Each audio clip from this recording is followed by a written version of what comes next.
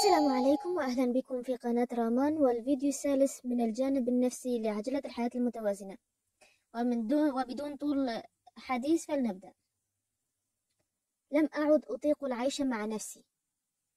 هذا ما كان يقوله صاحب هذه القصة لنفسه بعد أن سيطر عليه الاكتئاب وأوصله إلى درجة التفكير في الانتحار. وفي تلك الليلة التي كان من المفترض أن تكون آخر ليلة في حياته، كان جالسا يتذمر من كل شيء مر به في حياته، وآخر جملة قالها هذا الشخص كانت: أنا لم أعد أطيق العيش مع نفسي. قد تعتبرها عزيزي المستمع جملة عادية يقولها الكثير من الناس أثناء الغضب، ولكن صاحب هذه القصة توقف عندها قليلا. أنا ونفسي، ماذا أعني بهذا الكلام؟ هل نحن ذاتان في جسد واحد؟ أم أن أحدنا وهمي والآخر حقيقي؟ هل أنا الحقيقي ونفسي هي الوهم، أم أن نفسي هي الحقيقية، أم أنا هو الوهم؟ ظل يفكر في هذا الأمر ويطيل ويبحر إلى أن نام وهو يفكر، ولم يستيقظ إلا في صباح اليوم التالي، حيث اخترقت أشعة الشمس الذهبية النافذة ودخلت الغرفة، فجلس يتأمل في الموقف، وكأنه يرى هذه الغرفة لأول مرة في حياته، مع أنها غرفته العادية التي ينام فيها كل ليلة. ينظر إلى ورق الجدران، الأثاث، والشيء الأجمل الذي لاحظه هو أشعة الشمس وهي تنير الغرفة كاملة. واستغرب كيف أنه لم يكن يرى هذا الجمال قبل الآن. كان بجانب سريره كأسماء، فأخذ منه قليلا، وكانت بالنسبة له هذه أجمل وألذ رشفة ماء ارتشفها طوال حياته. ظل يتفكر في هذا السائل الذي هو مصدر الحياة، وكل الكائنات الحية تعيش عليه، وهو بلا لون وبلا رائحة وبلا طعم. وظل يبحر هكذا في التفكير كما فعل في الليلة الماضية. وبعدها قام من سريره وفتح النافذة واستشعر دخول الهواء. بعدها جلس ينظر إلى تلك الشجرة القديمة التي كانت موجودة حتى عندما كان صغيرا، أو قبل أن يستأجر هذا المنزل. حتى لاحظ أنه هذه أول مرة ينظر إليها ويتأملها بهذا، ويرى جمالها، وكيف أنها مسكن ومأوى للعديد من الحيوانات مثل العصافير والسناجب. ظل لفترة طويلة يتأمل هذه الحيوانات على شجرة، وبعدها قرر أن يرتدي ملابسه ويخرج ليتمشى في شوارع المدينة، وكأنه أول مرة يرى جمال مدينته، حيث تداخل المباني الحديثة مع المباني التراثية. كانت هذه أسعد لحظات حياته كما يقول. والغريب في الأمر أنه كان في الليلة الماضية قد قرر الانتحار وإنهاء حياته، وفي هذا الصباح هو يشعر بأنه يعيش أسعد لحظات حياته. يا لغرابة الإنسان. لماذا حصل هذا؟ لأنه عاش اللحظة، عاش في الآن كما يقولون.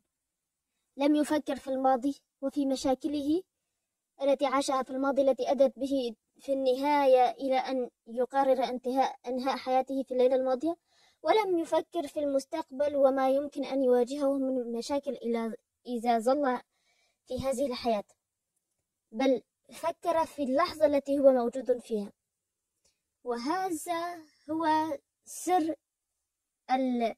الرضا الذي شعر به عند استيقاظه وعندما تجول في المدينة. الماضي ذهب ولن يعود، والمستقبل لا ندري إذا كنا سوف نكون موجودين فيه أم لا. كل ما نملكه هو اللحظة الحالية. وكما قال رسول الله عليه الصلاة والسلام: لا تقل لو أني فعلت كذا كان كذا، بل قل قدر الله ما شاء فعل، فإن لو تفتح عمل الشيطان.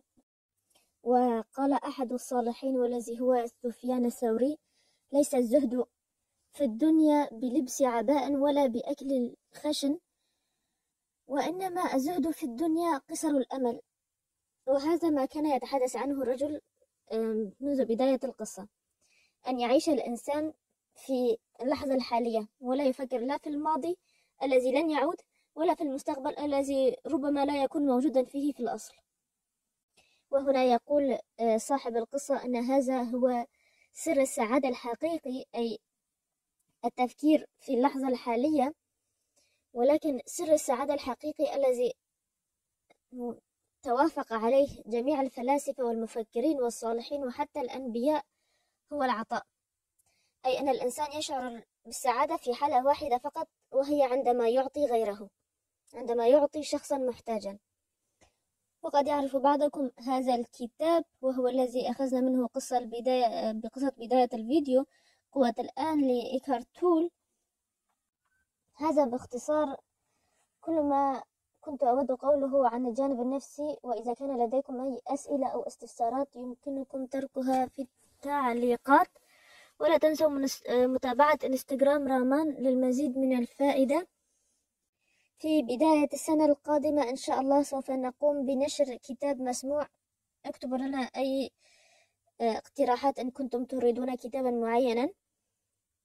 وبالنسبة لقناتنا Learn Japanese زمان الجابوني التي نقوم فيها بتعليم اللغة اليابانية للناطقين باللغة الكردية، فقد أنهينا أبجديتي الهيراغانا والكاتاكانا، وفي بداية العام 2023 سوف نقوم ببداية الفصل الثالث، ألا وهو الذي سوف يكون عن التحيات باللغة اليابانية. إذا كنتم تحبون تعلم هذه اللغة فأهلا بكم. سأترك لكم رابط القناة في صندوق الوصف وفي التعليق الأول. والقاعدة الذهبية التي نخرج بها من هذا الفيديو ألا وهي خطط للمستقبل وفكر في اليوم. خذ الدروس من الماضي ولا تنسى العطاء. يظن الكثيرون أن السعادة تكمن في الأخذ والحصول على الأشياء، ولكن في الحقيقة السعادة تكمن في أن تعطي الأشياء لغيرك لا في أن تأخذها. وإلى أن ألقاكم في فيديو جديد، لا تنسوا ابغوا الخير للغير، لأن ما يصيبهم من رزق أو ما يصلهم من رزق لا ينقص من رزقكم شيئا. والسلام.